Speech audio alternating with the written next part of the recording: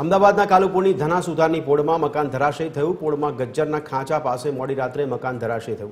2 માળનું મકાન ધરાશયી થતાં એક મહિલા દટાઈ તો ફાયર બ્રિગેડની ટીમે રેસ્ક્યુ કરીને મહિલાને હોસ્પિટલ મોકલી। હોસ્પિટલમાં મહિલાને મૃત જાહેર કરવામાં આવી હતી।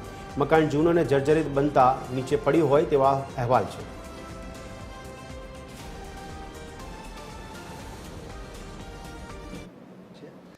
ગઈકાલ રાત્રે અમને અહીંયાથી અમે સિવિલ લઈ ગયા હતા। ફાયર તથા એસ્ટેટની ટીમ રાત્રે બોલાવીને એમને રેસ્ક્યુ કરીને બહાર કાઢવામાં આવ્યા હતા અને એમને હોસ્પિટલાઇઝ કરી અને ત્યાં એમને મૃત જાહેર કર્યા હતા। આ પોળમાં કેટલા ભયજનક મકાન છે, કેટલા લોકોને નોટિસ આપીને શું કાર્યવાહી કરી? લગભગ 12-15 મકાનોને નોટિસ ઓલરેડી આપેલી છે અને આ શું છે કે સિટી એરિયામાં એક સમસ્યા છે કે ભાઈ સહિયારી મિલકત ભાઈઓની એવી ઘણી જર્જરિત મિલકતો છે કે જેને એ લોકોએ એમના પારિવારિક ઝઘડાના હિસાબે ઉતારી નથી હોતી।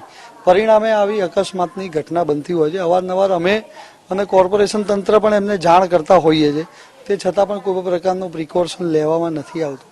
3 થી 4 વાગ્યાના સુમારે આ મકાન પડ્યું હતું। બાજુવાળાની મકાનની ભયજનક દિવાલ હતી, એ જે મકાન હતું એની પર પડી હતી। બાજુની મકાન ઉપર એમાં 2 મહિલા સૂઈ ગઈ હતી તો ફાયરની ટીમ અને 108ની ટીમે આવીને બંને મહિલાને નીચે ઉતારી હતી, પરંતુ એક મહિલા એમાં બેભાન હાલતમાં સિવિલ હોસ્પિટલ ખાતે લઈ ગયા હતા।